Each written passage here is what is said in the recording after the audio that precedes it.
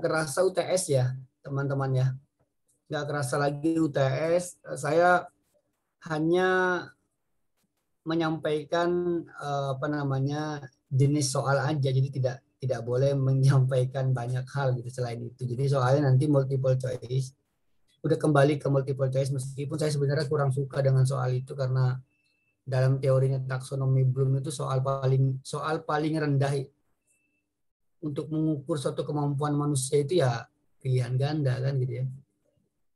Tapi nggak apa-apa, itu pilihan kampus ya. Jadi esai lah yang paling saya suka itu, karena dengan soal esai itu saya bisa menerima banyak informasi penting, gagasan-gagasan anak muda ini tentang soal yang diberikan. Jadi kalau esai kan pilihannya sudah pasti A atau B atau C sebenarnya gitu. Cuman dan resiko kesalahannya tinggi juga esai PG itu teman-teman ya. Karena dia menentukan jawabannya kepastian kebenaran gitu. Cuman nanti pada saat pesan saya ketika esai, ada soal esai berapapun jumlahnya, pesan saya cuma satu, kerjakan semaksimal mungkin, tuangkan gagasanmu di situ dengan sebaik-baiknya, karena saya biasanya ngasih nilai gede di situ. Tapi kalau PG itu nggak bisa dibantuin, salah aja kan gitu ya. Gitu. Nah, tapi kalau esai itu gagasan Anda seperti apa aja saya bantu dan saya apresiasi penilaiannya. Kalau di STAN itu harapannya di esai. Oke, itu dari saya. Untuk teknis perkuliahan kita hari ini, nanti 1 jam pertama perkuliahan kita ini dilakukan secara Zoom. Masih di sini saya ngasih materi. Kemudian kemudian nanti 1 jam berikutnya sisanya, maksud saya kamu beraktivitas di LMS, dan itu nggak harus selesai sesuai jam kita. Nanti teknisnya saya kasih tahu pas menjelang pekerjaan. Gampang kok, nggak usah dijadikan beban. Yang penting kerjakan aja. Oke. Kita kalau nggak salah satu teman kamu sakit ya? Iya, benar nggak sih? Sakit atau gimana tadi ya? Ada izin. Kita foto dulu kalau gitu ya, foto untuk persiapan sen.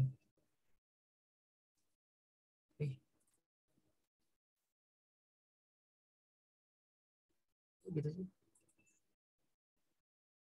Oke.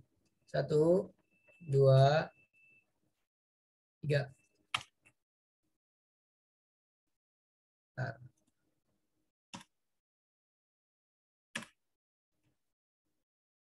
Sekali lagi.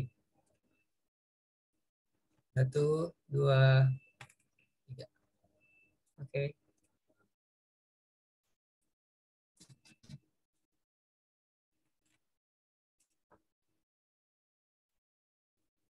Kita akan lanjutkan belajar. Saya akan siapkan materi dulu bentar.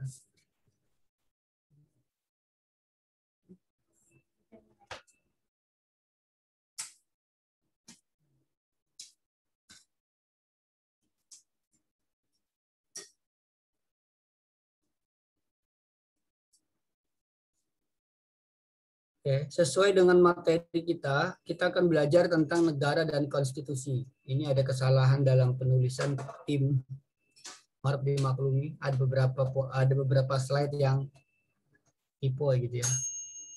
Negara dan konstitusi. Jadi dua hal yang berbeda. Apa itu negara, apa itu konstitusi. Tapi dua hal ini saling berkaitan, nggak bisa terlepas. Kita bicara dulu tentang bangsa. Minggu lalu kita sudah belajar tentang satu konsep ya, konsep negara gitu. Kemudian konsep bagaimana identitas negara gitu kan, jati diri negara, jati diri bangsa. Kemudian kita hari ini membahas apa sih bangsa itu, apa sih negara itu, apa sih itu wilayah itu. Tuntutan kurikulumnya demikian, sehingga saya diminta untuk menjelaskan apa yang sudah menjadi ranah kurikulum kewarganegaraan. Bangsa. Jadi lebih dulu mana antara bangsa dan negara? Jelas lebih dulu bangsa. Negara itu setelah masyarakat tertentu memiliki kesepakatan untuk membentuk satu negara. bangsa itu lebih dulu ada bangsa Arab. Namun setelah itu bangsa Arab banyak terpecah menjadi banyak negara. Tetap mereka mengatasnamakan bangsa Arab. Indonesia sama. Indonesia itu suatu bangsa yang apa namanya, yang cukup lama gitu ya, cukup lama keberadaannya. Namun ketika sah menjadi negara ya ketika 1945, ketika 17 Agustus, ketika kita resmi mendeklarasikan diri, memerdekakan diri, dan dengan kesiapan-kesiapannya melalui BPUPKI. Tahapan-tahapannya sangat jelas. Artinya kita hari ini akan membahas bangsa dan negara. Kalau kita berbicara tentang bangsa, maka nanti akan banyak definisi tentang bangsa dan definisi tentang negara yang tokoh-tokoh ahli bangsa dan ahli negara barangkali atau ahli kewarganegaraan itu banyak mendefinisikan hal demikian. Namun sekilas bisa kita saksikan bangsa itu tidak mungkin ada wilayah adanya bangsa adanya negara itu nggak mungkin nggak ada wilayahnya. Jadi tempat tinggal wilayah itu menjadi peran penting lebih dulu dibandingkan negara dan bangsa, karena wilayah itu pasti lebih dulu. Kalau Adam itu diturunkan ke bumi itu kan artinya bumi dulu, Tuhan itu menciptakan perangkat-perangkatnya dulu gitu. Bumi itu lebih dulu ada gitu. Sehingga Adam diturunkan ke bumi sebagai penghuni dihuni oleh manusia lah gitu. Bumi itu dihuni oleh manusia. Artinya gini, bahwa keberadaan wilayah atau tempat tinggal itu menjadi penting terlebih dulu dibandingkan negara dan bangsa. Sehingga nggak mungkin ada suatu negara berdiri tanpa adanya wilayah. Nggak mungkin itu. Atau ada orang yang ingin mencoba membuat satu negara tersendiri, itu nggak mungkin dia harus punya wilayah tersendiri. Dan nampaknya di era modern seperti ini, saya masih kadang bertanya-tanya, ada nggak sih bagian wilayah di bumi ini yang memang belum dimiliki oleh siapapun? Saya belum pernah bertanya sama guru geografi saya saat itu. Ada nggak sih di era modern sekarang wilayah tertentu belum dimiliki sehingga ini bisa dijadikan sasaran untuk orang-orang yang ingin mendirikan suatu negara, kira-kira gitu. Saya belum tahu jawabannya. Nampaknya sih udah dimiliki semua orang ya, wilayah-wilayah tertentu, melihat dari peta dunia itu mengatakan memang nampaknya terisi semua. Ini yang disebut dengan bangsa dan negara. Lalu kemudian pengertian negara. Kita perlahan-lahan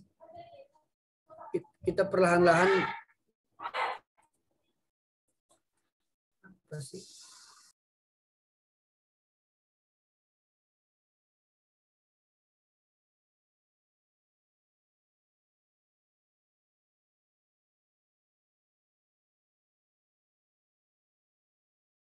Jadi yang mana tadi ya?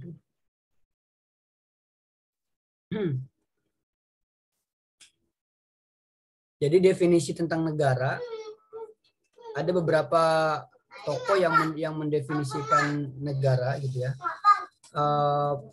Ternyata negara itu sebenarnya masyarakat politik yang independen yang menempati suatu wilayah tertentu. Itu jelas. Definisi yang sering muncul di berbagai buku gitu ya. Dan anggotanya itu bersatu untuk memiliki tujuan yang sama. Sebenarnya di situ. Jadi ini salah satu definisi yang didefinisikan melalui pola pikir manusia yang sudah melakukan penelitian. Wirjono juga melakukan dan mengemukakan definisinya bahwa negara itu ada suatu organisasi di antar kelompok manusia yang bersama-sama mendiami suatu wilayah teritorial tertentu dengan mengakui adanya suatu pemerintahan yang mengurus tata tertib dan keselamatan kelompok dan beberapa kelompok manusia tadi. Jadi hampir semua definisi tentang negara selalu mengungkap bahwa negara itu ada suatu organisasi organisasi manusia gitu ya yang mengatur manusia itu sendiri, dan pemerintahan itu sebenarnya hanya hanya ditugaskan untuk mengatur negara. Karena negara dan pemerintah itu dua hal yang berbeda.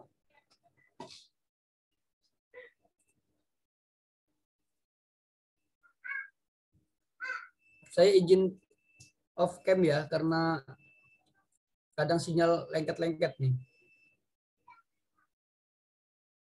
Kemudian negara itu katanya organisasi masyarakat yang memiliki wilayah tertentu, sama-sama. Jadi hampir semua definisi itu tidak jauh dari wilayah tertentu, dari masyarakat yang berdaulat, yang memiliki tujuan yang sama.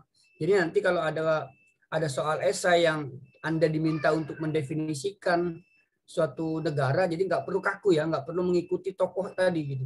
Yang penting kata kuncinya masuk bahwa ini adalah merupakan suatu organisasi masyarakat yang memiliki wilayah atau mendiami wilayah, itu terserah kalian membahasakannya seperti apa. Yang jelas saya memahami kata kuncinya, ada wilayahnya, ada pemerintahan yang berdaulat. 3 hal itu. Negara merupakan konstruksi yang diciptakan oleh manusia untuk mengatur pola hubungan. Tapi saya paling senang di sini. Ternyata negara itu merupakan suatu konstruksi yang diciptakan oleh manusia itu sendiri gitu ya. Untuk apa? Untuk mengatur pola hubungan manusia dalam kehidupan. Jadi manusia itu memiliki pola pikir yang berbeda. Setiap manusia itu diciptakan memiliki otak dan punya pikiran yang berbeda-beda. Disitulah uniknya manusia sebagai ciptaan Tuhan. Tidak hanya sekedar memiliki otak, tapi memiliki pikiran. Pikirannya pun berbeda-beda cara pandangnya dengan manusia-manusia yang lain. Sehingga manusia bisa diklaim ciptaan makhluk Tuhan paling sempurna lah gitu ya. Paling baik gitu. Paling mulia gitu dibandingkan ciptaan Tuhan yang lain. Tapi kalau Ahmad Dhani menciptakan lagu makhluk Tuhan paling seksi, bukan ya? Itu lirik lagu gitu. Mulan Jamila. Jadi untuk mengatur pola hubungan antar manusia, karena pola pikir kita itu berbeda, pola pikir manusia satu sama lain itu berbeda untuk tujuan yang sama, maka diatur gitu. Ada yang ngatur, yaitu pemerintahan. Dan mereka sepakat untuk ada yang ngatur gitu. Oke nih, kita nih berbeda-beda. Kalau dalam teori manusia sebagai makhluk sosial itu kan begitu kan? Manusia itu sebagai zon politikon gitu bahasanya itu. Tapi manusia makhluk sosial yang tidak bisa terlepas dari manusia yang lain. Kita boleh beda pandangan, tapi kita nggak bisa menutup kemungkinan pandangan orang lain itu juga benar. Kita boleh mengaku mengklaim bahwa pikiran kita paling benar, tapi pikiran orang lain juga sebenarnya benar. Hanya saja tolak ukurnya terkadang dari tolak ukur yang berbeda. Nah, sehingga kesepakatan para manusia yang memiliki kesadaran bahwa mereka perlu diatur oleh orang lain ini menjadilah suatu negara. Gitu. Kalau kalian punya kesepakatan untuk membentuk negara 29 orang, yang nggak bisa. Tidak semudah itu, karena kalian harus punya wilayah, gitu kan? Nggak bisa semudah itu. Tidak cukup. Nah, unsur-unsur negara ini, teman-teman. Unsur terbentuknya negara. Negara itu bisa dikatakan suatu negara harus memiliki 4 syarat ini. Harus memiliki rakyat. Nampaknya memang syarat wajib nampak dan wilayah ini. Namun pemerintahan yang berdaulat pun ternyata kalau hanya ada rakyat dan wilayah, itu bisa saja manusia itu bisa berkumpul sebagai makhluk sosial saja. Dia bisa saja dianggap bangsa tadi. Oh, bangsa Indonesia selamanya akan menjadi bangsa Indonesia. Tapi belum tentu bisa menjadi negara. Karena mereka belum ada pemerintah yang berdaulat. Indonesia itu sebelum di zaman Hoscokroaminoto udah ada istilah bangsa Indonesia itu. Dari zaman-zaman dulu itu sudah ada bangsa Indonesia. Bahkan di film Hoscokroaminoto itu diceritakan ada orang Jepang yang bertanya, wartawan Jepang bertanya pada Hoscokroaminoto ya, apa yang beliau tanyakan. Ini satu saat bangsa ini kalau mau merdeka apa nama negaranya? Malayunesia atau apa gitu ya? Saya lupa satu lagi pertanyaannya. Hoscokroaminoto nggak menjawab. Kenapa Tuan Cokro nggak menjawab? Katanya. Tuan Cokro harus dijawab. Saya tidak bisa menjawab karena yang bisa menjawab adalah generasi setelah saya. Betul.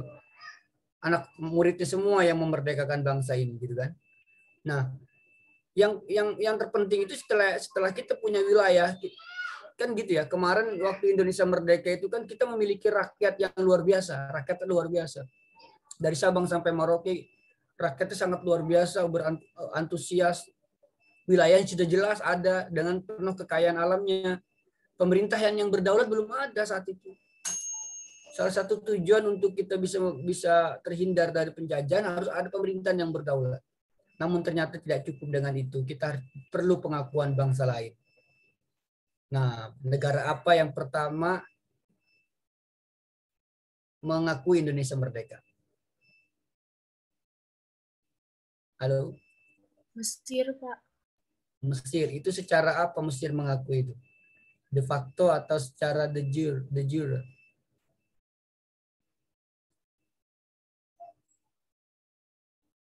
Halo? Mesir ya? Negara Fir'aun. Negara penuh dengan cerita, kerajaan yang luar biasa, mengakui pertama kita. Secara, halo? 30 orang nggak ada jawab. Ingat, masih ingat? Lupa, Pak. De jure kayaknya, Pak. De jure. Kalau de facto itu siapa?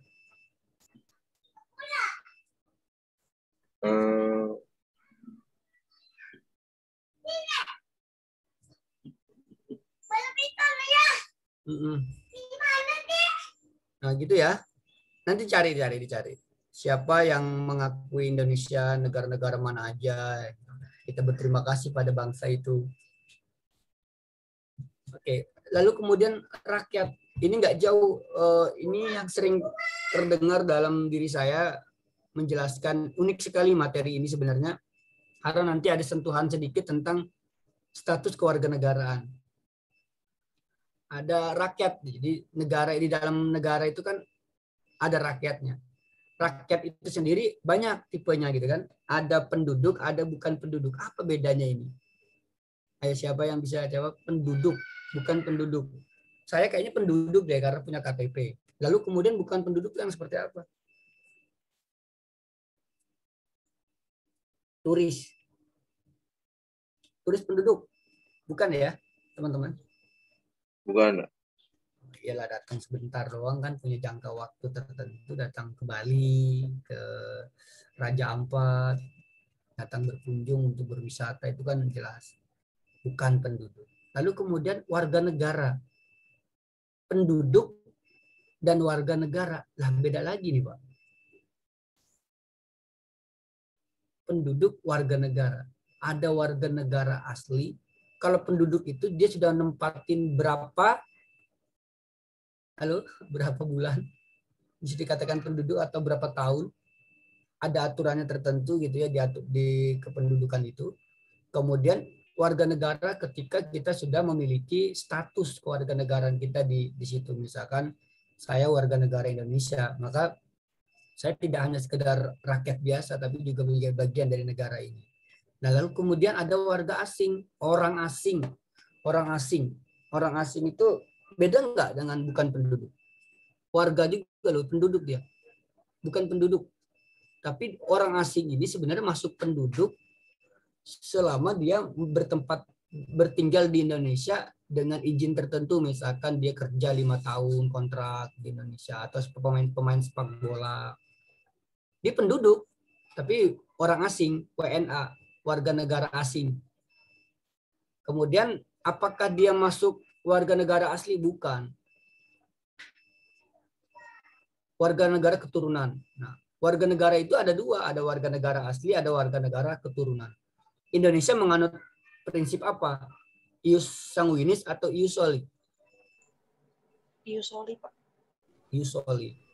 Kalau ius soli berdasarkan tempat lahir kalau nggak salah, Pak. Tempat lahir. Kalau ius sanguinis berdasarkan garis keturunan, Pak. Garis keturunan. Lalu kenapa alasannya kenapa kita nggak menggunakan ius sanguinis? Seperti China misalkan, dimanapun orang Cina itu adalah warga negara Cina, tercatat, diakui. Kenapa kita nggak menggunakan ius sanguinis? Siapa tadi yang jawab itu? Ayo Mbak.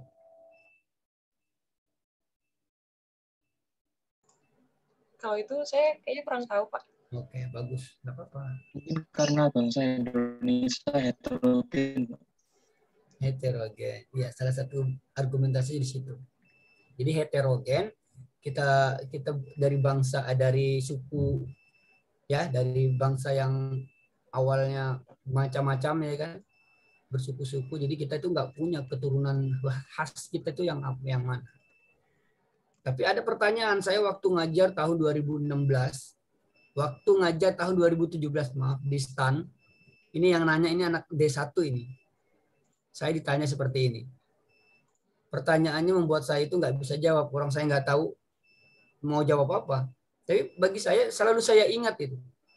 Jadi dia bertanya, Pak Hoiri, Indonesia kan menganut ius soli. Ya. Lalu kemudian Pak, ada orang melahirkan, gitu ya, ada orang melahirkan di pesawat Pak. Tujuannya itu dari Amerika ke Indonesia. Pesawatnya. Lahiran di pesawat Pak. Kan banyak tuh kejadian, suka ada kejadian orang lahirin di pesawat. Kontraksi mungkin karena apa gitu ya. Itu gimana Pak status keluarga negara anak itu? Di Amerika dia tidak lahir di Amerika. Apakah warga negara Indonesia dia? Lahir di pesawat. Dan dia belum sempat lahir di Indonesia, baru di pesawat. Ada yang tahu nggak jawabannya apa teman-teman? Pesawat naik lahiran di atas. Kan sering kejadian kok. Coba nonton di On The Spot itu ada. Saya nggak bisa jawab saat itu memang. Wah, saya bilang saya nanti saya tanya-tanya dulu. Itu belum pernah saya belajar teori tentang itu. Itu kejadiannya fenomenal. Kejadian kehendak Tuhan yang barangkali teori belum hadir kan. Ada yang mengatakan ini belum jawaban pasti. Sampai sekarang saya belum menemukan jawaban pasti. Ada yang mengatakan tergantung tujuan negaranya. Di mana? Oh, misalkan Amerika ke Indonesia, berarti Indonesia itu berdasarkan tempat lahir, maka anaknya itu nanti memiliki dui kewarganegaraan. Karena dia memiliki tujuan ke Indonesia. Kemudian ada lagi yang mengatakan, kok dui kewarganegaraan kan Amerika kan tidak lahir di Amerika. Tidak lahir di Amerika, maka ada yang mengatakan tidak memiliki kewarganegaraan karena dia tidak lahir di satu negara. Nah, yang paling kuat itu, yang paling senang saya itu jawabannya begini. Di mana tujuan negaranya, disitulah berhadapan dengan itulah anak itu yang lahir. Jadi kita nggak bisa pegang yang mana yang paling benar ya teman-teman, karena ini situasinya lahiran di pesawat gitu kan. Tapi unik juga itu ditanyakan ke saya. Dan kita nggak bisa memastikan dia ketika di langit di atas sana, dia itu ada di ketinggian berapa, ada di wilayah negara mana pas lahiran. Kita nggak ada yang tahu kan. Nggak ada yang tahu, misalkan melintas di negara mana, masih di atas negara mana gitu kan, kita nggak ada yang tahu. Yang jelas pertanyaan itu sempat ditanyakan kepada saya. Luar biasa itu, sekreatif itu anak pajak. Oke. Nah, kalau misalkan ada ius sanguinis, ada orang negara A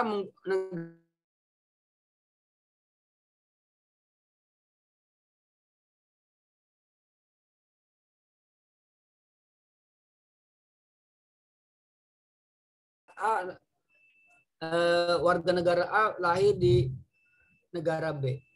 Itu gimana kira-kira? Tetap ya? Tetap menjadi warga negaranya. Karena dia tidak perlu, nggak mau tahu mau lahir di mana. Yang penting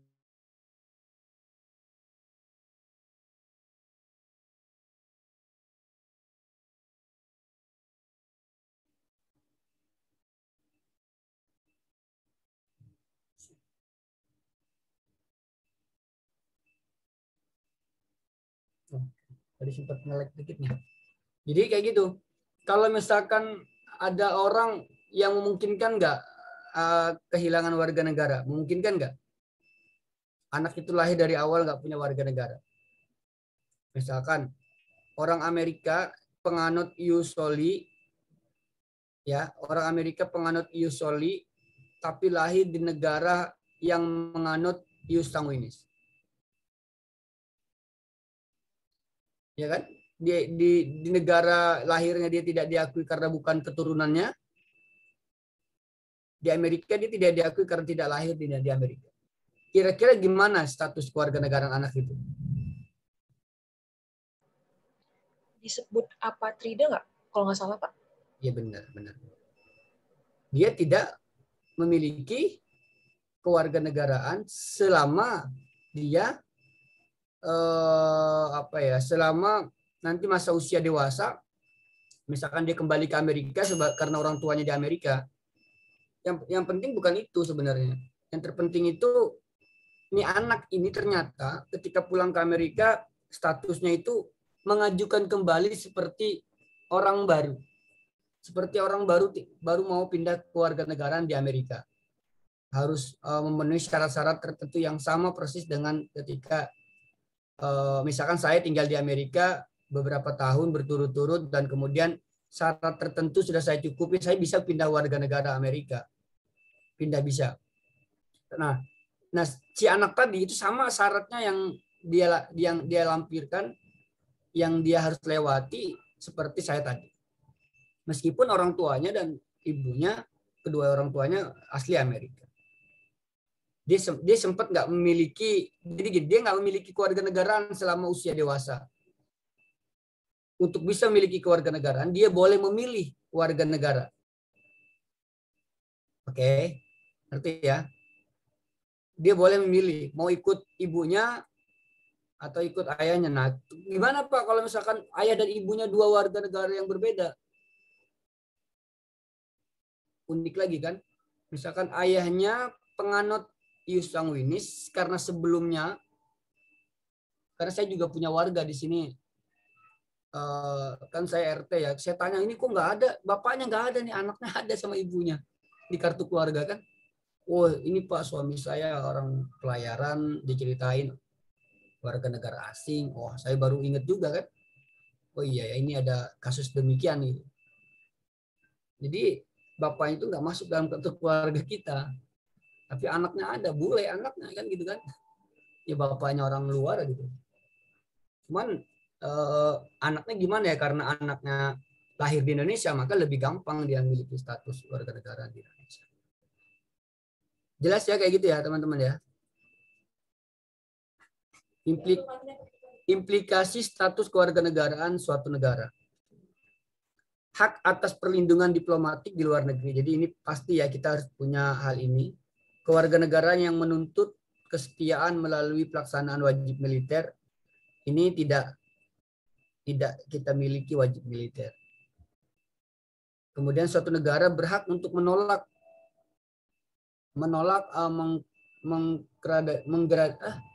mengkredisi warga negaranya kepada orang lain. Kewarganegaraan dapat diperoleh berdasarkan kewarganegaraan orang tua yang disebut dengan ius sanguinis, berdasarkan tempat lahir ius soli, ius sanguinis dan ius soli melalui naturalisasi. Di Indonesia sering sekali ya melakukan naturalisasi kepada warga-warga asing yang ingin menjadi warga negara Indonesia demi sepak bola biasanya, yang lebih utama itu demi sepak bola, demi kekuatan sepak bola. Nggak juara juga loh ternyata loh, naturalisasi, backnya naturalisasi, penyerang naturalisasi, nggak juara juga. Dasar mental Belanda kita ini kan, seperti Belanda aja belum pernah juara dunia kan. Belanda itu kan paling banter ya, runner up ya. Kita kan jajahan Belanda ya, mentalitasnya sama barangkali sedikit dalam berolahraga ya itu. Hanya spesialis runner up. Semoga nanti kita juara lah. Itu hanya mitos-mitos aja kan. Nggak juara. Wilayah dengan batas-batas tertentu. Ada wilayah, ada batas laut teritorial, ada batas landasan kontinen, ada batas zona ekonomi eksklusif. Jadi sebenarnya wilayah dengan batasan-batasan tertentu di sini yang ketika negara itu sudah berhasil, maka sepakat dan sudah sah menjadi negara, maka kita punya 3 hal ini. berapa batas laut teritorial kita, sampai mana batas landasan kontinen kita, sampai mana batas zona ekonomi eksklusif kita. Nah, apa namanya, batasan wilayah ini menjadi penting bagi satu negara karena kerap kali ada sengketa lahan ya, sengketa wilayah antara negara tertentu.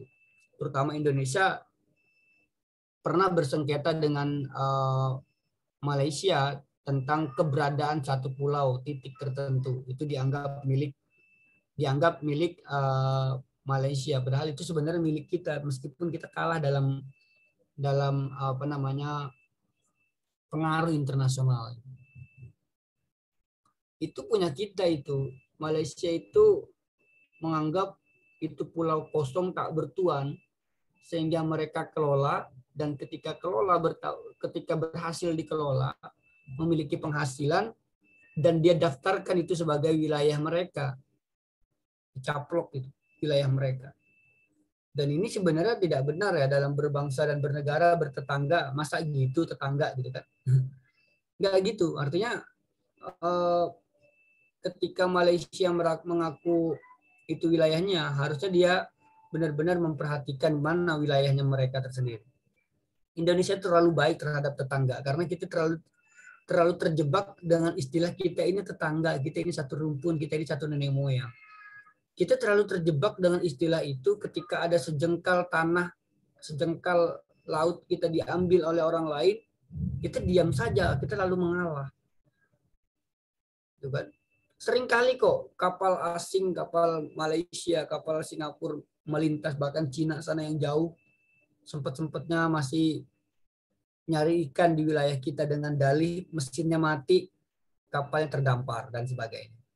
Padahal ya mereka anteng-anteng saja nyari ikan di tengah laut kan, itu wilayah kita. Nyari ikan di tengah laut, lepas sana ikannya malah lebih bagus di sana. Bahkan yang paling membahayakan itu adalah transaksi kejahatannya di tengah laut. Ingat ya, transaksi kejahatannya itu di tengah laut. Jual ikan di sana. Jadi nggak kena pajak teman-teman, benar kan? Nggak kena pengajak apa? Penjualan, penghasilan barangkali kan? Nggak ada kan? Dia nangkep ikan di laut, dijual di situ juga. Ilegal semua. Yang dirugikan kita sebagai pemilik wilayah. Selalu dirugikan. Tapi begitulah resiko negara besar, negara yang kaya dengan laut, tapi dengan armada yang kurang memadai gitu ya. Beberapa hari lalu kita kehilangan putra terbaik bangsa kita. Kita berharap dan kita berdoa semoga mereka ditempatkan di sisi Tuhan yang paling baik karena mereka sedang bertugas untuk menjaga wilayah teritorial kita. Nggak mudah itu 53 pasukan elit kan, kehilangan itu. Nah, sifat-sifat negara. Sifat-sifat negara itu paling tidak ada 3. Yang pertama memaksa, melakukan monopoli, dan yang terakhir adalah totalitas. Setiap negara itu dapat memaksa kehendak dan kekuasaannya melalui jalur hukum atau kekuasaan. Pernah dengar sifat hukum itu memaksa ya teman-teman ya? Sifat hukum sifatnya memaksa. Siapa yang dipaksa? Siapapun orang yang ada di wilayah hukum itu, maka hukum itu memaksa kita untuk berbuat sesuai dengan hukum. Namanya memaksa.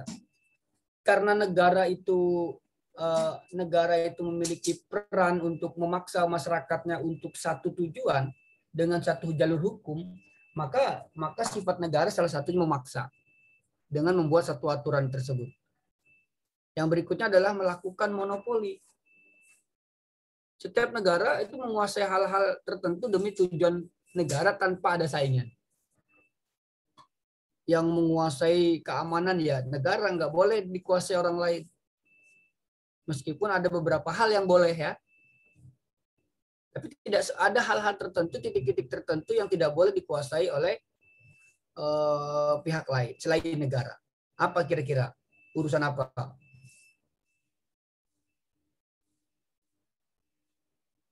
Urusan keuangan boleh. Setiap daerah punya mata uang yang berbeda. Enggak, Pak. Boleh. Jadi Ada hal-hal tertentu yang dimonopoli oleh negara. Negara memiliki kesempatan untuk menguasai itu, dan itu demi kepentingan bersama. Nggak boleh ada saingan. Yang ngatur negara ya Indonesia, pemerintah nggak boleh ada negara di dalam negara. Negara itu memiliki kekuasaan yang mencakup semua dan berlaku bagi semua warga negara tanpa terkecuali. Itu namanya totalitas. Meskipun pada kenyataannya ada saja warga negara yang tidak merasakan keadilan, gitu ya. Itu wajar dalam dinamika sosial menurut saya, teman-teman. Karena Indonesia itu kan salah satu tujuan negaranya kan ingin memajukan kesejahteraan umum. Yang namanya kesejahteraan itu nggak bakal pernah bisa merata menurut saya. Pasti ada yang miskin, pasti ada yang kaya, ada yang punya penghasilan bagus, ada yang enggak. Nah, totalitas negara itu menurut saya hanya berupaya, bercita-cita untuk adil untuk semua. Meskipun pada kenyataannya sulit untuk kita capai untuk bisa adil secara bersama-sama. Tujuan dan fungsi negara. Tujuan dan fungsi negara itu pertama fungsi pertahanan dan keamanan. Jelas negara itu memiliki tujuan dan fungsi mempertahankan dan keamanan. Negara kita ini kan negara yang wilayahnya itu luas sekali.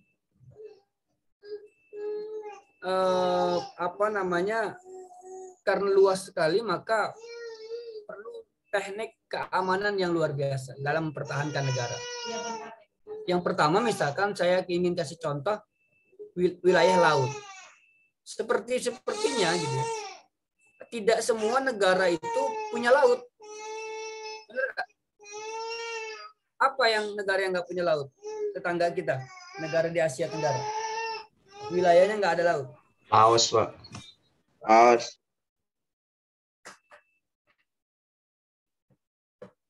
Laos. Enak ya Laos ya. Nggak punya laut, nggak perlu ciptain kapal perang. Nggak punya resiko pengeluaran anggaran negara untuk beli kapal selam, menggaji angkatan laut gitu kan ya, benar ya. Tapi barangkali ikan laut beli dia. Nah, ini uniknya kita itu, keuntungan dari kita. Nggak punya nelayan ya dia. Jangan-jangan nggak punya nelayan, bener ya? Nggak punya laut ya gimana punya nelayan kan? Ya, setiap negara itu punya wilayah dan pertahanan dan keamanan tersendiri. Dan Indonesia itu lengkap, ada udara iya, ada darat iya, ada angkatan laut iya, sehingga perlu pembiayaan yang banyak. Perlu dana yang cukup banyak dan perlu strategi pertahanan dan keamanan yang luar biasa untuk bisa melindungi rakyatnya di wilayah kita. Agar tidak terancam dari orang lain gitu. Karena seringkali pesawat orang lain terkadang melintas atau yang paling mudah itu adalah kapal ya. Fungsi pengaturan dan ketertiban. Negara menciptakan undang-undang, peraturan pemerintah serta menjalankan demi terwujudnya tatanan kehidupan bermasyarakat, berbangsa dan bernegara. Ya setiap negara pasti tujuannya untuk mengatur gitu, dengan menciptakan undang-undang. Undang-undang kita, Undang-Undang Dasar 1945 dengan amandemen yang sudah dilakukan itu tujuannya untuk mencipta terwujudnya tatanan kehidupan bermasyarakat. Beberapa waktu lalu Jokowi sudah melakukan perbaikan dari sisi undang-undang Omnibus Law ya. Itu sudah dilakukan dalam rangka apa? Kita berpikir positif saja dulu. Dalam rangka memudahkan, kalau kata Jokowi itu istilahnya itu biar tidak terlalu kaku pemerintahannya, sehingga undang-undangnya pun dibuat selentur mungkin agar kita ini lebih fleksibel, bergerak cepat untuk menjadi negara yang maju. Fungsinya di situ, salah satu tujuan fungsi negara itu. Ya sekarang kalau ada sesuatu yang tidak baik, misalkan tidak tertib, ya negara itu punya tujuan untuk itu. Beberapa hari lalu Densus 88 menangkap ex FPI ya, yang dianggap ada kaitan dengan ISIS, sehingga ditangkap dan dilakukan proses hukum itu dalam rangka menertibkan kita, menertibkan masyarakat agar tidak terjadinya hal-hal yang tidak kita inginkan di kemudian hari.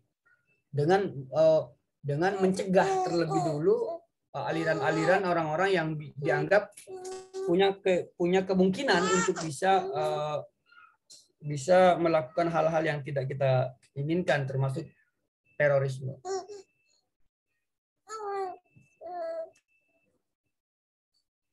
Ada pertanyaan sampai sini?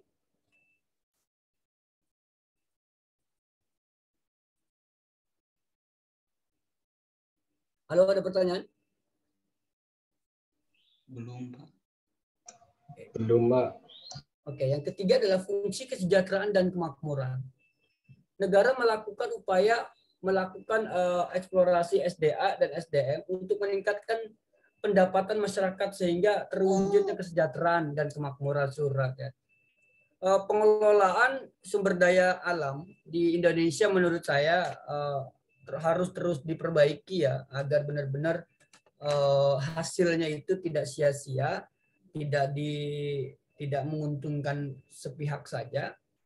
Lalu juga harus memperhatikan aspek ekologisnya, harus memperhatikan lingkungan di sekitar. Jangan sampai niatnya ingin menciptakan lapangan kerja, hutan dibabat-babatin, lalu kemudian ketika hujan airnya meluap, beberapa kabupaten kota kena banjir. Ini bahaya teman-teman kalau kita nggak bisa punya strategi untuk pemanfaatan sumber daya alam. Hari ini beberapa hari lalu juga negara atau pemerintahan Jokowi sudah melakukan pelantikan terhadap menteri baru ya. Menteri baru yaitu Menteri Investasi. Tujuannya jangan-jangan untuk nanti mengeksplor sumber daya yang ada. Baik itu dari pulau-pulau mana yang dianggap punya sumber daya yang luar biasa, harus dimanfaatkan dengan baik. Kita boleh mengelola sumber daya alam, tapi dengan catatan dengan tujuan yang jelas untuk mensejahterakan rakyatnya.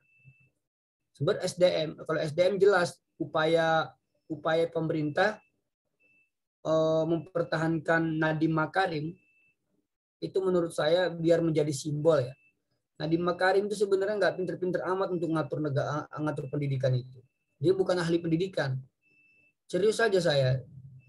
Banyak profesor ahli pendidikan yang paling memungkinkan bisa jadi menteri. Tapi kenapa Nadiem Makarim? Nah ini uniknya nih. Karena barangkali Nadiem Makarim ini anak muda yang punya ide dan sudah berhasil menyelamatkan banyak orang, yang berhasil mengatur dan memanage suatu organisasi besar, gitu ya, perusahaan besar yaitu Gojeknya gitu kan. Go green ya, bisa bikin green seluruh Jakarta gitu kan tanpa pohon. Ya, go green kan. Bisa hijau tanpa pohon gitu, yaitu jaket-jaket hijau. Jadi jangan-jangan niatan pemerintah itu adalah untuk memastikan bahwa anak muda itu bisa ngatur pendidikan itu.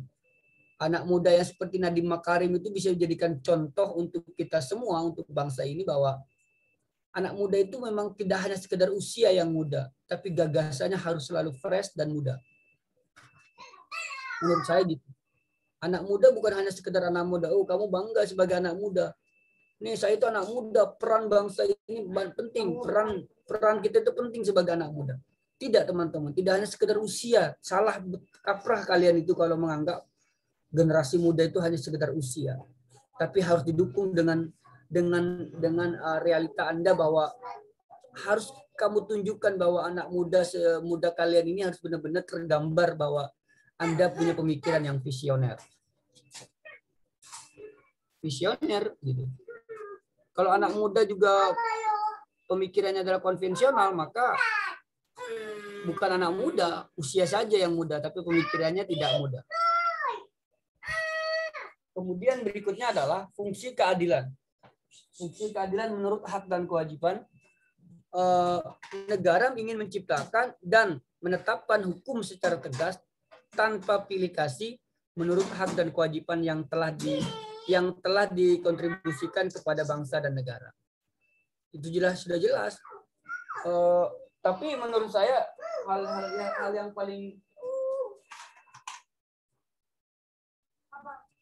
yang paling aneh menurut saya ketika saya mendengar hak dan kewajiban itu, saya rasanya pengen ditukar gitu. Kewajiban dulu baru hak. Karena hak dan kewajiban, maka orang lain itu selalu nuntut. Makanya orang Indonesia kan selalu nuntut. Mana Bu Menteri kok THR nggak full gitu. Pernah baca berita ya? Tadi baca berita bukan ya? Belum, ada yang sudah baca sedikit berita ya? Bu Menteri kok belum full nih gitu. Ya gitu, karena kita bicara tentang hak dulu baru kewajiban. Kewajiban dulu baru hak. Benar ya? Kewajiban dulu, kerjakan kewajiban baru kasih haknya. Kewajiban dulu baru kasih haknya. Ini hak dan kewajiban. Ya udah nuntut terus aja kita. Mas Rizky, apa hak Anda sebagai mahasiswa?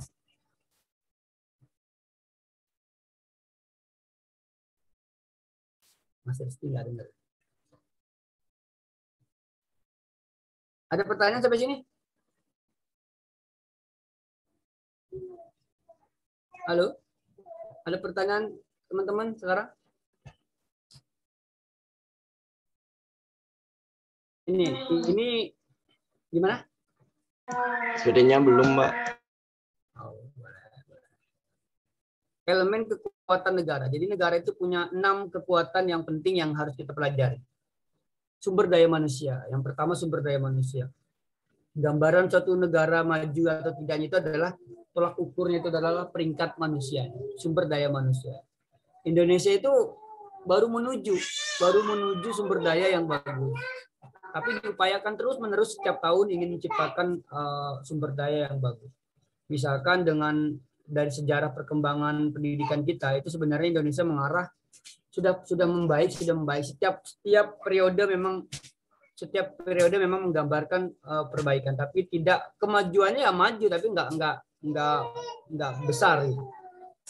Baik itu perubahan dari kurikulum, dari sistem pembelajaran dan sebagainya. Dalam upaya apa? Dalam upaya meningkatkan sumber daya manusia. Tapi kalau secara individu ada saja orang Indonesia itu yang pinter-pinter, bahkan juara olimpiade, ya kayak gitu-gitu sudah ada sebenarnya dari dulu. Sudah hebat, orang Indonesia itu sudah hebat. Cuman memang tak berimbang dengan jumlah masyarakatnya. Kemudian yang kedua, kekuatan suatu negara itu terlihat dari teritorial negaranya. Indonesia ini hampir wilayah yang berbatasan langsung dengan negara lain itu kan Pulau Kalimantan ya. Satu pulau berbatasan dengan negara lain. Itu berbatasan dengan Malaysia. Di situ juga ada Brunei Darussalam. Nah, maksud saya adalah kekuatan kita di sana, kekuatan kita dari teritorial yang ada sangat luar biasa. Kita punya wilayah yang sangat luas. Itu bisa menjadi kekuatan bagi kita. Yang berikutnya, yang ketiga, sumber daya alam. Kita punya sumber daya alam yang tidak diragukan lagi ya di dunia itu. Kita punya segalanya. Kita punya energi apa yang hari ini dibutuhkan dunia yang tidak ada di Indonesia. Hampir insya Allah semuanya ada. Batu bara, energi minyak dan sebagainya. Tambang yang lain juga banyak. Kapasitas pertanian dan industri. Yang keempat ini, kita terkenal sebagai negara maritim dan negara agraris. Melihat poin keempat ini, nampaknya pertanian kita harus dikuatkan. Jangan sampai misalkan kita masih menggunakan teknologi konvensional untuk menuntaskan pertanian kita. Misalkan bikin padi, nanam padi itu berbulan-bulan. Bisa nggak sih nanam padi itu sebulan panen? Kayaknya nggak memungkinkan, Pak Wiri. Ya paling tidak dipercepat lah dengan industri yang ada, industri pertanian yang luar biasa. Artinya kita perlu konsisten dalam memperkuat pertanian, karena kita terkenal dari dulu negara pertanian, negara agraria, yang mana kita kuat dengan istilah pertanian ini. Moyang kita tuh petani dan pelaut. Tapi tidak diberikan kesempatan untuk bertani. Saya belum pernah dengar sih, belum pernah saya tahu juga bahwa ada nggak sih sekolah kedinasan tentang pertanian itu. Orang bikin sekolah kedinasan tentang pertanian, mereka nanti jadi petani gitu. Ada nggak? Mas Pandu, pernah dengar nggak Mas Pandu? Kalau saya belum pernah dengar. Iya, nanti Departemen Pertanian kita usulkan saja. Ada sekolah kedinasan menjadi petani di sawah. Mantap ya. Jadi nggak harus PKN STAN doang yang paling populer ya kan, paling diminati. Bukan IPDN doang yang paling diminati, tapi nanti satu saat orang Indonesia itu minat jadi petani dengan sekolah kedinasan. Bikin dong, karena kalau nggak kayak gitu kita kekuatan pertanian kita gini-gini aja, ngandelin nenek moyang kita, ngandelin kakek-kakek kita yang sudah tua, teknologi kemajuan dan kebaharuannya tidak lagi digunakan. Dan anak-anak petani itu nggak ikut petani kan? Anak-anak petani ini kalian nih yang orang tuanya petani, ya sekarang udah menuju pekerjaan yang bukan pertanian, benar ya? Malah ngurusin keuangan negara. Karena menganggap jangan seperti bapak ini petani, kamu harus belajar baik-baik. Nanti kamu jadi orang sukses di Kementerian Keuangan. Boleh, itu mimpinya boleh kayak gitu. Ya kayak gitu. Saya sangat pesimis bahwa kedepannya pertanian kita membaik. Malah pesimis saya. Kalau nggak diatur betul oleh negara. Maksudnya diatur betul itu adalah negara punya intervensi yang kuat untuk mengatur ini. Lahan tidak boleh, coba bikin peraturan lahan tidak boleh, yang dimiliki pribadi tidak boleh dijual. Tidak boleh dijual untuk dialihfungsikan maksudnya. Kelola itu tanah, kelola itu bahan. Kita support dari bidang apa, yang lain dan sebagainya. Maksud saya begitu. Nah kemudian industri juga harus mendukung bahwa kita tidak boleh anti terhadap kemajuan dan pembaruan. Jangan ngebajak sawah itu pakai kerbau terus gitu ya. Bisa harus pakai teknologi dan pembelian teknologi, pengadaan teknologi jangan dikorupsi. Nah, ini mentalitas kita di sini. Pengadaannya seakan-akan ini orang-orang dinas pertanian kalau sudah studi banding ke luar negeri, apa yang dilakukan gitu. Tapi upaya untuk meningkatkan pertanian kita belum memadai. Misalkan gitu menurut saya. Jadi harus ada penguatan di bidang ini. Berikutnya militer dan mobilitasnya. Kita selalu terjebak dengan istilah bahwa Kopassus kita itu kuat. Nomor 3 terkuat di Indonesia. Kalau nggak salah gitu.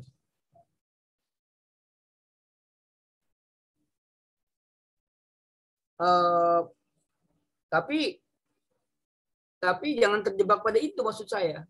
Kita harus tunjukkan bahwa kekuatan militer kita nggak cukup puas dengan peringkat 3 Indonesia kalau perang tanpa senjata. Tapi kita harus terus meningkatkan armada-armada yang kita punya. Negara laut seperti Indonesia ini menurut saya harus loh punya kapal perang yang luar biasa.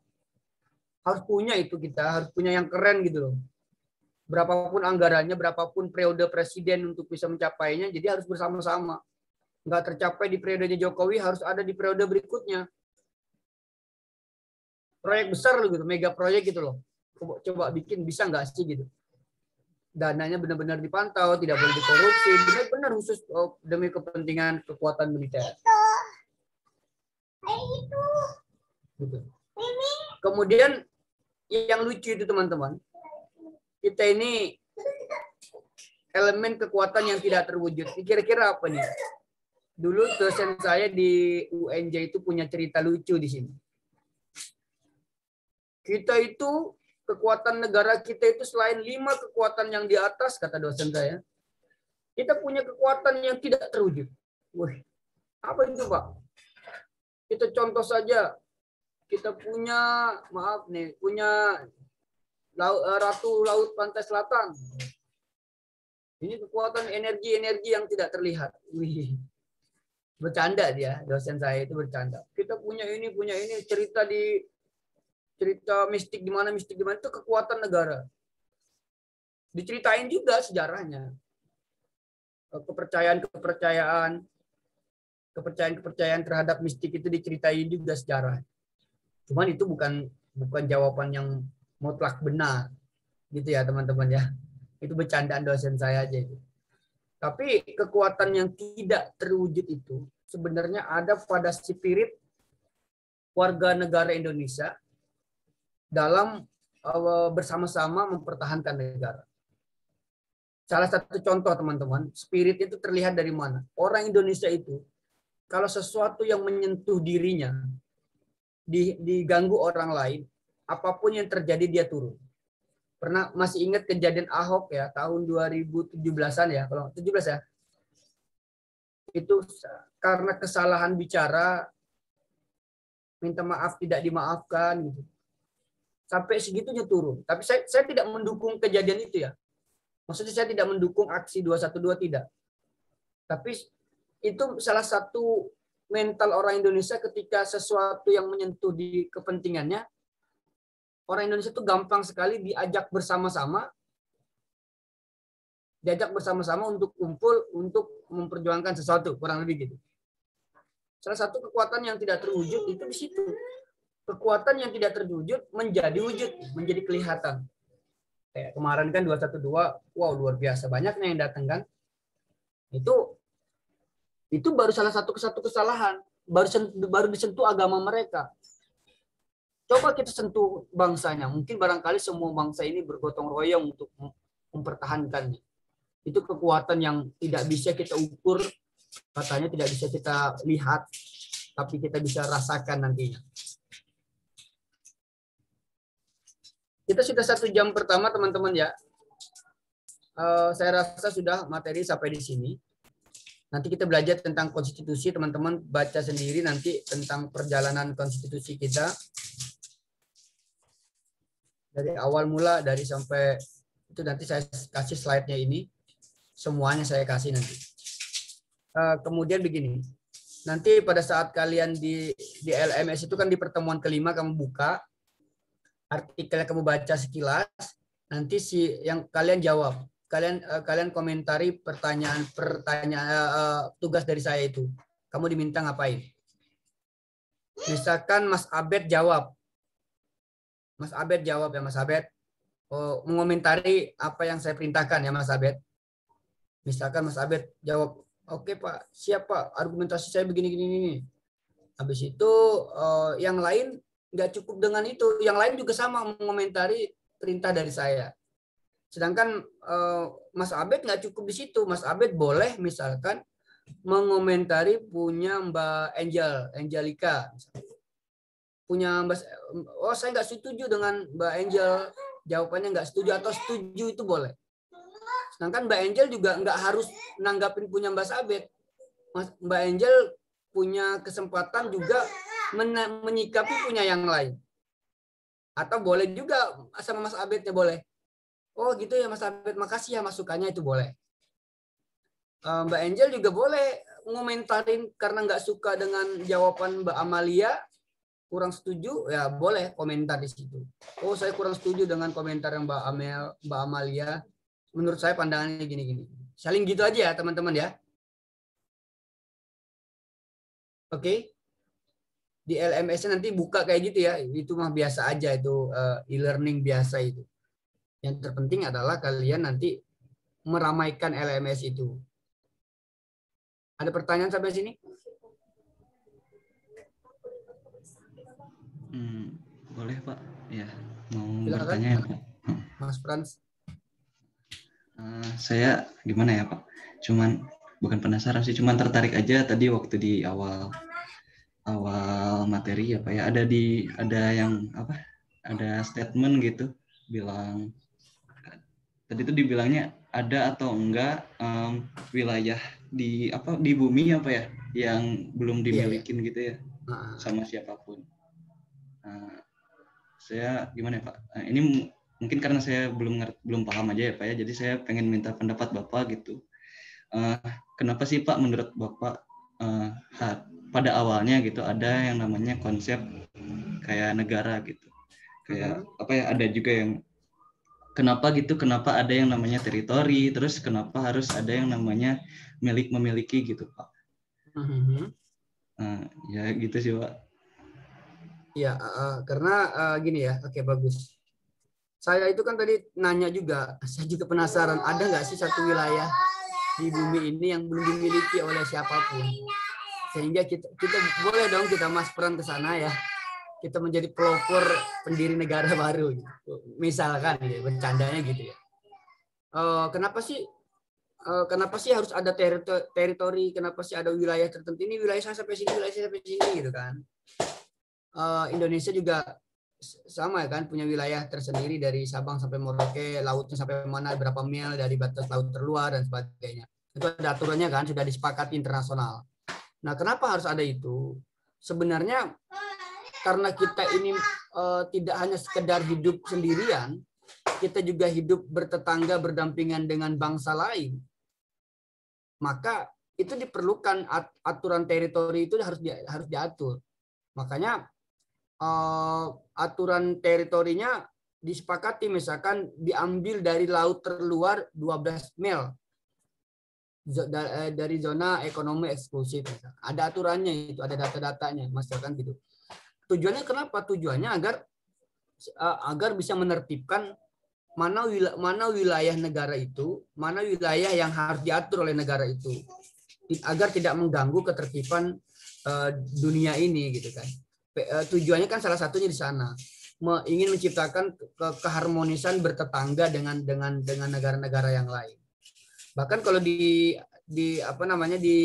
Amerika dan di Eropa itu kan, bahkan di Asia Tenggara pun mereka satu pulau itu banyak negara. Ya kan, satu pulau, bukan satu pulau namanya ya, satu benua ya. Satu benua itu satu negara. Itu nentuinnya luar biasa mungkin ya. Nah, itu maksudnya kenapa harus ada wilayah itu ya? Tujuannya untuk memastikan mana wilayah kita. Ya dulu zaman kerajaan Majapahit aja kan begitu. Matok dia kan. Ini wilayah saya sampai perbatasan pohon itu. Atau di balik bukit gunung itu wilayah kekuasaan saya. Orang sana nggak terima ya diperangi kan. Zaman dulu kan gitu. Diperangi, ditaklukkan oleh kerajaan-kerajaan sehingga kekuasaan kerajaan itu saling menguasai dan tidak ada wilayah tertentu, tidak ada wilayah yang teratur, tertulis. Beda zaman sekarang, peta itu jelas ya zaman sekarang ya. Dicek di online aja kelihatan wilayah-wilayah kita itu. Kayak gitu. Jadi tujuannya di situ untuk memastikan agar negara ini, masyarakat bumi ini tertib. Bukan Sunda Empire ya, ingin memperbaiki tatanan bumi. Hebat ya. Tapi benar loh kata mereka itu, kata Sunda Empire itu. Sebentar lagi bumi akan tertata ulang lah kembali, akan dinolkan semuanya. Kontraknya sudah habis. Saya mikir secara logika nggak nyambung juga iya gitu ya. Kadang logika sederhana. Benar juga ya. Jangan-jangan karena COVID-19 ini semua negara ini sekarang mengatur tatanan kembali, pola kehidupan, tata cara hidup, tata cara investasi ulang. Iya kan, sekarang banyak perusahaan bangkrut, nanti nata ulang kembali. Ini agak nyambung dipaksa-paksain aja sih sama saya sebenarnya. Gitu ya, Mas Frans. Jadi tujuannya untuk menjadikan negara tersebut punya wilayah tersendiri agar ngaturnya juga enak sampai mana. Baik, terima kasih Pak. Oke, yang lain? Izin bertanya Pak. Oke, silakan Muhammad Riza. Halo Pak. Silakan Muhammad Riza. Ya Pak, izin bertanya. Kak, tadi yang pembahasan yang terkait warga negara asing Pak. Menurut Pak, kan banyak kasus tuh Pak, apa di Indonesia tuh kayak mudah banget nerima warga negara asing terus diubah jadi warga negara Indonesia. Menurut Bapak itu merugikan apa enggak sih Pak? Kalau menurut saya pribadi kan seharusnya itu malah merugikan enggak sih Pak? Kayak wilayah kita jadi tambah padat, terus juga apa peluang kerja bagi masyarakat Indonesia sendiri juga makin kecil. Kayak padahal sebenarnya kayak contoh yang tadi Bapak sebutin kayak naturalisasi gitu, nggak menang juga gitu kan. Padahal kayak banyak pemain bola Indonesia yang kayak lebih berkualitas atau lebih bagus lah daripada orang naturalisasi gitu. Iya. Menurut Bapak gimana Pak tentang kasus mudahnya warga negara asing jadi warga negara Indonesia Pak? Terima kasih. Oke, karena negara Indonesia itu negara hukum, Mas Muhammad, negara Indonesia adalah negara hukum dan ketentuan naturalisasinya sudah terpenuhi, ya kita nggak boleh melarang mereka untuk menjadi bagian dari Indonesia, meskipun sebenarnya ada dampak positif dan negatifnya itu pasti. Saya agak sedikit cemburu dengan pemain asing yang banyak, terutama pemain andalan seakan-akan striker terbaiknya mereka gitu ya. Agak sedikit cemburu meskipun saya bukan pemain bola gitu. Ini kok bukan Patrick Wangge gitu ya dari Papua. Lebih baik begitu gitu kan sebenarnya. Tujuannya kan begitu. Memang arogansi sepak bola kita akhir-akhir ini ingin mengedepankan pemain asing itu dengan melakukan naturalisasi. Naturalisasinya menurut saya karena di Indonesia itu diperbolehkan minimal ada syarat-syaratnya, misalkan 5 tahun berturut-turut tinggal di Indonesia, ya kan, harus bisa berbahasa Indonesia, harus bisa berjanji setia terhadap Pancasila, harus bisa menyanyikan lagu Indonesia Raya. Selesai sudah Mas Riza, gitu ya. Tugas mereka sudah selesai, tidak cacat hukum misalkan, tidak punya pelanggaran hukum. Jelas sudah itu, warga negara Indonesia dia bisa ngajukan dan itu sudah ada aturan tersendiri, aturan mainnya. Nah, bisa berdampak apa pada kita? Bisa berdampak positif nggak? Bisa berdampak positif, misalkan kita mencoba memahami karakter dari warga negara baru ini yang semula misalkan dari Amerika. Oh, orang Amerika kayak gini dalam bergaul. Oh, orang Amerika begini dalam semangat mempertahankan semangat hidup negara perantau. Nah, negatifnya apa? Negatifnya barangkali mereka bisa saja sedikit mengurangi jatah lapangan pekerjaan kita. Itu hal yang wajar dalam dinamika persaingan. Itu perlu mau nggak mau, plus dan minus itu kita terima, Mas Muhammad Rizal. Gitu ya, Mas ya. Saya sebenarnya pemain bola naturalisasi. Itu kayaknya ramai naturalisasi itu kan akhir 2010-an ke sini kan. Udah mulai naturalisasi. Ada pemain bagus dikit ditawarkan naturalisasi. Kecintaan dia terhadap bangsa Indonesia itu belum utuh sebenarnya. Menurut saya. Hanya karena arogansi pemain sepak bola, lobby-lobby sana sini, pindahlah. Ya kan? Begitu kan? Gitu ya, Mas? Baik, Pak. Terima kasih. Yang lain bagaimana? Baik sih Pak, ada yang tanya lewat chat Zoom Pak.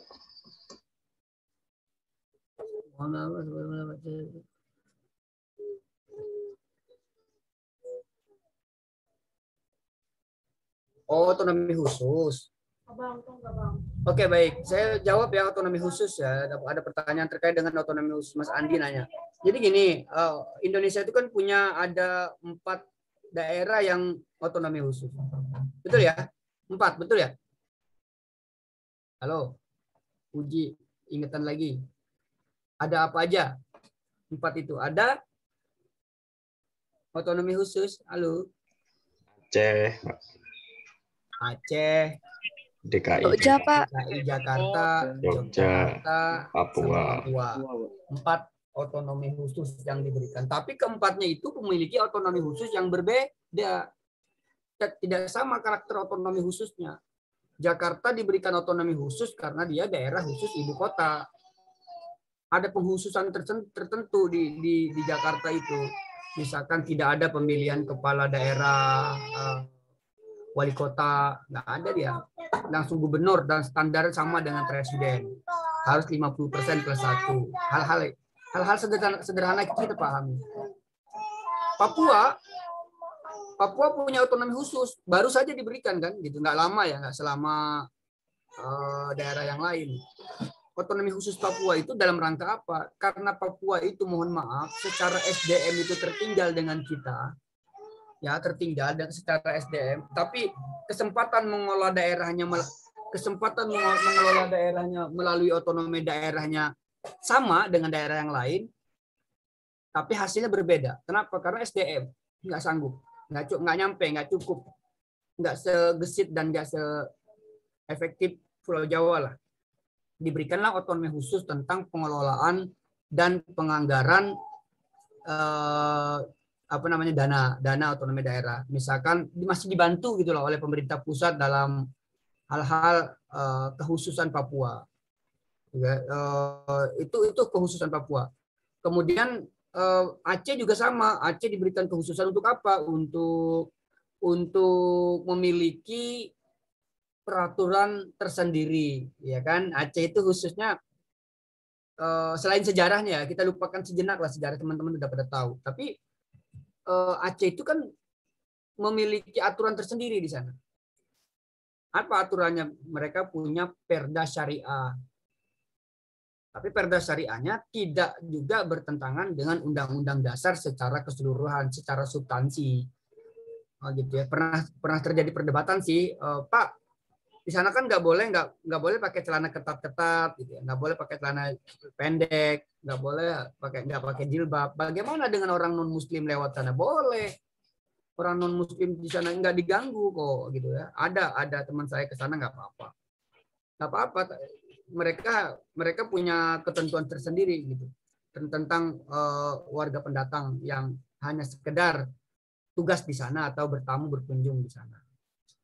Nah, itu kekhususan keistimewaan ketiga wilayah ini memiliki otonomi khusus yang background itu berbeda-beda. Terus Yogyakarta itu kan otonomi khusus juga, karena Yogyakarta itu kan tidak memiliki gubernur dan tatanan pemerintahan yang sama dengan daerah yang lain. Dia menggunakan kekeratonan Yogyakarta itu. Kemudian apa? Kok bisa sih Pak ada istimewa Jogja kok nggak lain yang semuanya istimewa? Punya sejarah tertentu, Mas. Ya Jakarta sejarahnya karena ibu kota. Aceh punya sejarah tersendiri dalam kemerdekaan kita. Yogyakarta juga sama.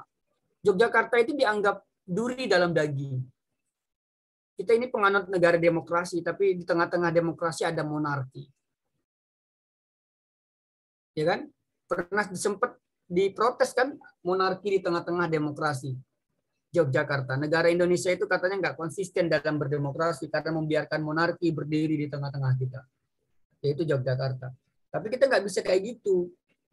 Di Yogyakarta itu tujuan kita untuk membiarkan Yogyakarta demikian itu salah satunya adalah ingin membuktikan bahwa kita itu dulunya negara kerajaan dan yang masih aktif, masih tersisa kuat, masih bagus ya Yogyakarta. Ingin memperlihatkan itu. Selain sejarah-sejarah yang lain yang memungkinkan punya peran di sana.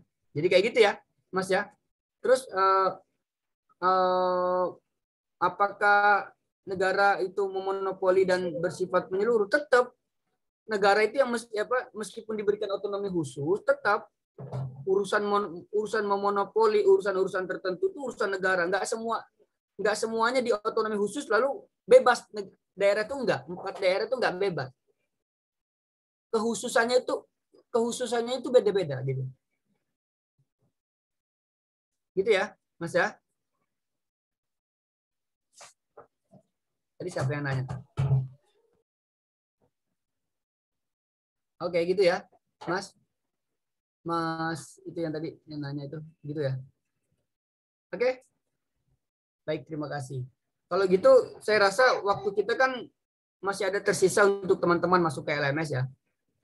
Saya rasa sudah sampai di sini kita untuk Zoom-nya. Kita nanti lanjutkan di LMS. Maaf Pak, izin Pak.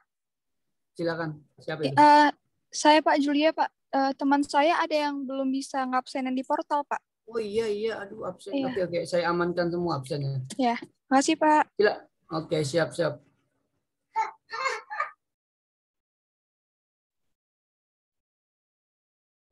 Siapa yang belum? Atas nama Rizal ya? Oke, Iya Pak, Rizal. absen sudah simpan. Aman. Oke, gitu aja ya teman-teman ya. Kita akhiri. Sekian dari saya. Kalau lanjut di LMS. Assalamualaikum warahmatullahi wabarakatuh. Waalaikumsalam warahmatullahi wabarakatuh. Oke, saya izin dulu Makasih ya. Pak. Oke. Makasih, Pak.